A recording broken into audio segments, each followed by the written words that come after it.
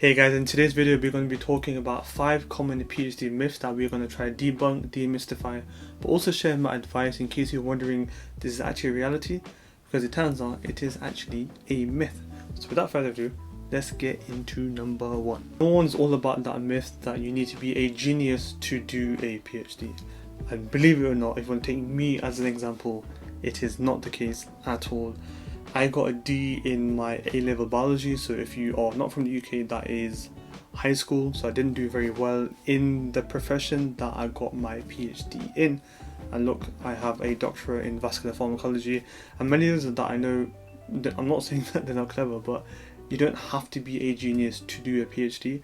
Part of doing a PhD is to learn how to research independently, so you can. So believe it or not, you don't need to be a genius. You don't need to have a first in your first class degree. You don't need to have a distinction in your masters in order to do a PhD. You've got to have that drive, that passion, and that intent to want to do research. You will learn the skills in your PhD. And number 2 is the notion that you only need to do a PhD if you want to go into academia and be an academic.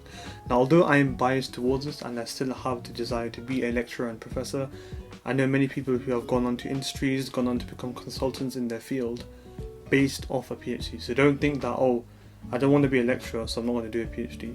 You can do a PhD and go into many different fields and become a expert, a consultant, and you're a leading world-renowned person in that area without having to be a lecturer or a professor. So you're interested in industry, if you're interested in going to a firm or consultancy firm or company, you can do and have a PhD. The third myth is all about the notion that it takes 3 years to do a PhD. Now, if you do it in 3 years, hats off to you, because it's not an easy thing to do. Generally, it's around about 4 years, 4.5 years from start to finish. So from you starting your PhD to you submitting the corrections to your thesis and then graduating. Now, generally, you got year 1, you start to understand how to do research, how to be a researcher. Year 2, you're kind of collecting the bulk of your data. Year 3, you're kind of refining, adding like the dessert toppings to your research, and then generally end of year 3, year 4, you're writing your thesis and writing your papers and attending conferences generally. So it's not 3 years, it can be a lot more. So number 4 is my favorite myth, which is the notion that a PhD needs to lead to world-changing, renowned discoveries. We all set off like that, so did I when I started my PhD. But generally 90% of the time it's an addition to that area, so you're adding new knowledge to a niche. Very rarely does a PhD actually develop into something world-renowned and life-changing. It's not always the case because you need years of research in order to do that. So don't be disheartened if your PhD doesn't do that, because you are still contributing to that field. You're still doing something worthwhile. So don't be wary of that. Just because you don't publish in Nature or something like that doesn't mean that your PhD is not worthwhile.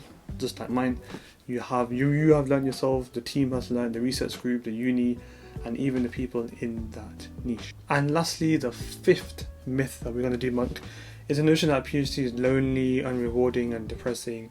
Now, although there are elements in the PhD where that can happen, so that is a reality, a PhD as itself is not the case. It is really rewarding, even though many of you who watch this channel and watch me, you know that I went through a lot of difficulty, but it's still a rewarding PhD. I still got a lot out of it, and I'm grateful for it still. So don't think that there are bouts where there is depressing, it is lonely, it is difficult, but as a PhD as a whole, it is incredibly rewarding for you, the field, the research group that you're in.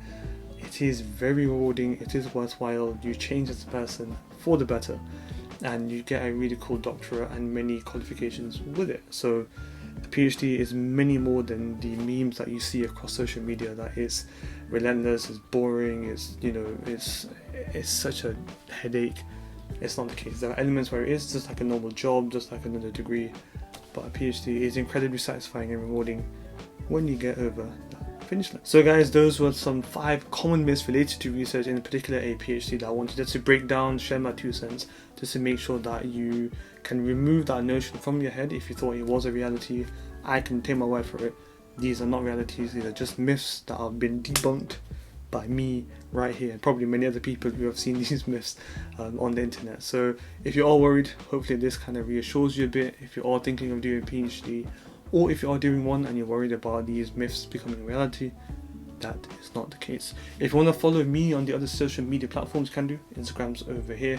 I started to post a bit more on TikTok and Twitter. You can see them over here. I have a ResearchTribe newsletter where I share more research tips. Link is in the video description.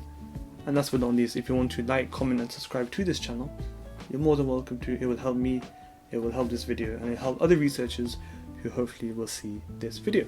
So thank you for watching, and I shall see you soon. Take care.